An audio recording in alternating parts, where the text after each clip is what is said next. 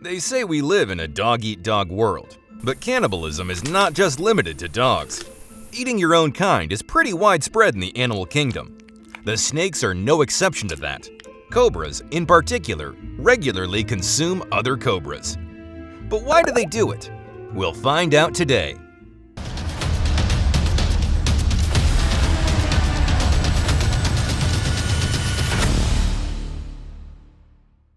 We all know a snake would eat literally anything.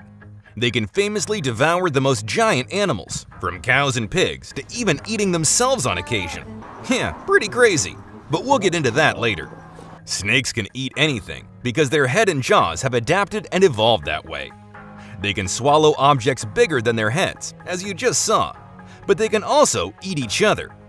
Take, for instance, this Javan spitting cobra up against a mighty king cobra. The king cobra here is about 4.8 meters long and has a considerable advantage over the other snake. Still, the Javan cobra tries to strike at his predator, but that doesn't go too well for it. The king cobra nabs its tail, but because his head is free, he tries to bite the bigger cobra a few times. Not to be deterred, the king cobra keeps trying until it gets the little snake's head in its mouth. After it repositions itself comfortably, it begins the meal. But even as he's been eating, the Javan cobra puts up a fight. Finally, he does give up, and the king cobra wins. As sad as it is for the little snake, it ultimately comes down to predator versus prey in the jungle. Usually, it's out of desperation that snakes eat other snakes. Snakes are opportunistic hunters, and when hunger comes calling, there's no telling what they'll do. Mercy is not something shown very often in the animal kingdom. King snake has no venom, but it is powerful without it, considering how young this rattlesnake is.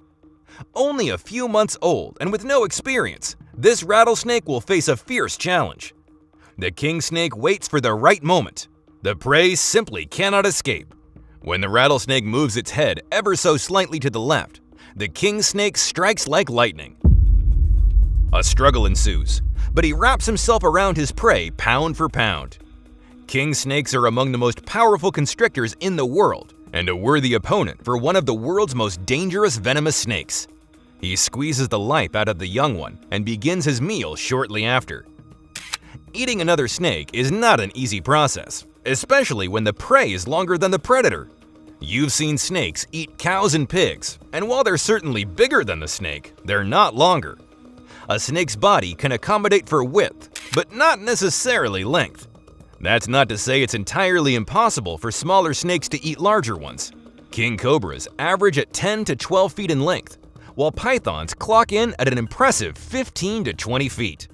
But that wasn't a problem for this king cobra, who was devouring a python before locals in the Philippines found it and clubbed it to death. When the locals cut the venomous cobra open, they found the python swallowed whole in its stomach. It's true. Some snakes are able to ingest other snakes that equal or exceed their own length.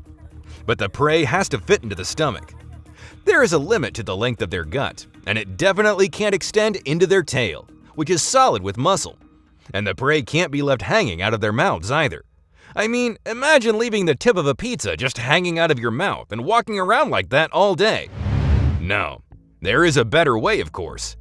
Snakes will throw their prey into waves to decrease its length and pack it into the space available, like folding a scarf to put into a closet.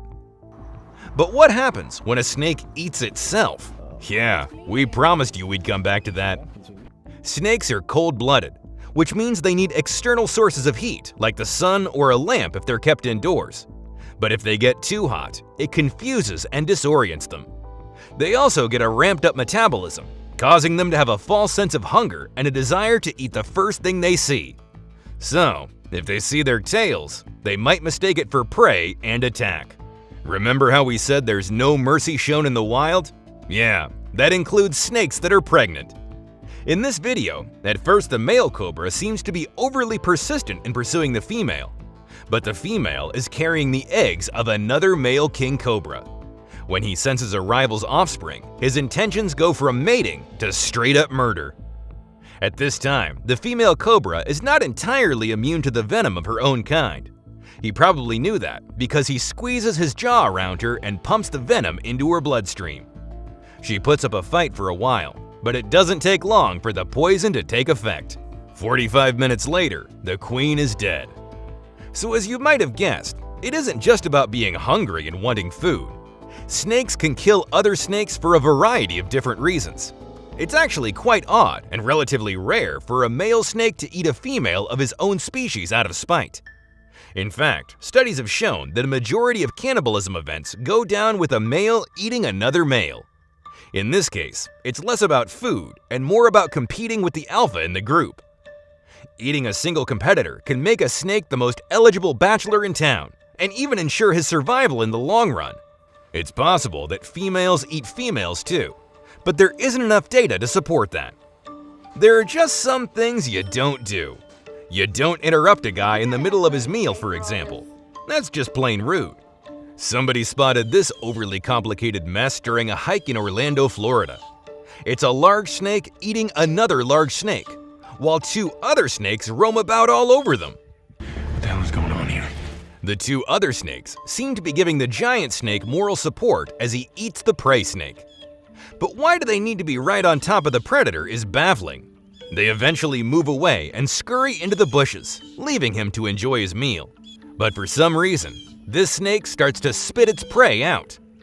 Whatever the reason, one thing is for sure. The hiker didn't expect the prey snake to come out with food of his own between his jaws, and the snake is still alive. Can you imagine being that far down a snake's mouth and still being alive, let alone going about your typical day just after? But why would a snake throw up its meal?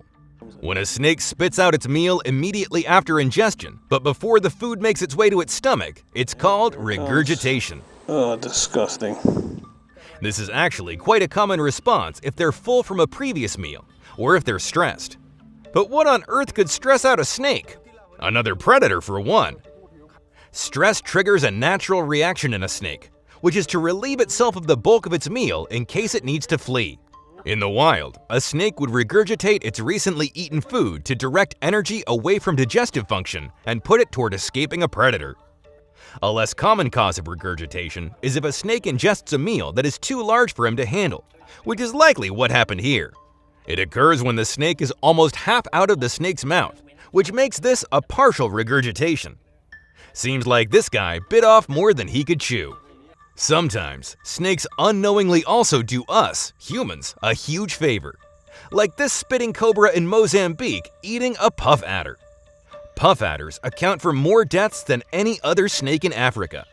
They're ambush hunters, with venom so toxic it causes tissue damage and death. Lucky for the locals, this snake swallowed the adder whole. Great! Now all they'll have to worry about is the spitting cobra that managed to defeat a puff adder.